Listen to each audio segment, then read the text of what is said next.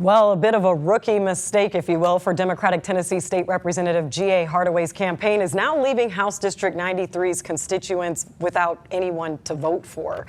A campaign worker was tasked with one of the basic and fundamental steps for anyone running for office, getting 25 valid signatures from people within the district you are looking to represent. The rule of thumb is to always get more than 25 signatures just in case someone's address doesn't make the cut. Well, that campaign worker learned a hard lesson. Hardaway's petition had 25 signatures exactly, and one person's signature was not valid, which means Hardaway does not qualify to run for re-election in a seat that he has held since 2007. And what makes this even more complicated, no other candidates filed petitions for this race, no other Democrats, no Republicans, and no independents. Otis, I'll open it up to you. So what are Representative Hardaway's next options or steps? Well, he has some options here.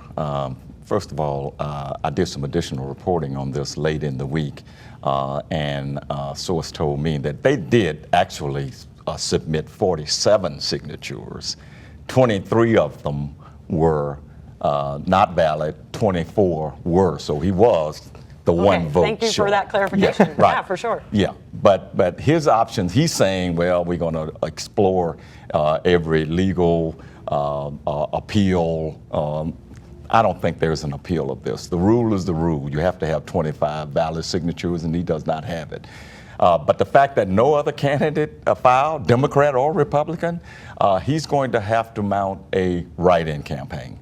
And the question is he going to do it in August for the primary? If he does, then he's going to have to get 5% of the registered voters in the district, which means he will need to get at least about 1,800 at last count, 1,800 write-in votes. That's going to take some work. Yeah. It's work that he hadn't done because he hadn't had to do it in any of his previous elections. Or he can wait till November and do it. The 5% threshold does not count there. I mean, this is complicated in the weed stuff, but the bottom line is he's going to have to stage a write-in candidate unless something's happened, and I don't see anything else happening. And I'm curious, Luke, do Republicans feel like this was a missed opportunity? Yes. Great question. Yes, I was speaking to, that's a gerrymandered district, is a solid Democrat district. A Republican's not going to win there with an R behind their name. But had somebody filed a petition, we would have a Republican-elect representative in that district. I do regret, that was a great summary, Otis. I do regret the 5 minutes I spent on the phone with an election commissioner on my way here trying to get the details, because you summed it up perfectly. But the answer is yes. In order to have a write-in campaign, you have to register with the election commission. Right. That's different than in other states. You can't just write in a name and it counts. They have to be registered. And so I do know that Republicans will be registering a name and will be also participating in the write-in campaign as well for the general election. Yeah. Sam, in your time here, have you ever seen someone who is so seasoned and should kind of know these things? And again, it was a campaign worker, not him. But have you ever seen this happen to any long-standing elected officials? I haven't seen it in my 8 years here, but I was thinking about this because I don't want to pick on Representative Hardaway. This happened.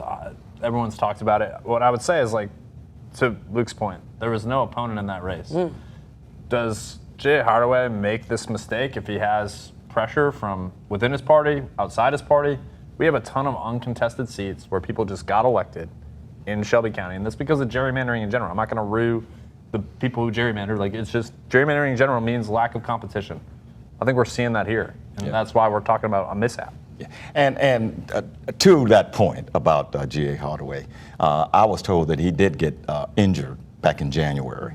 And so his mobility has been limited for the last couple of months. He got some of the signatures, but then he relied on someone else to get the others, and they just were not careful. To the historical point here, though, write-ins never work.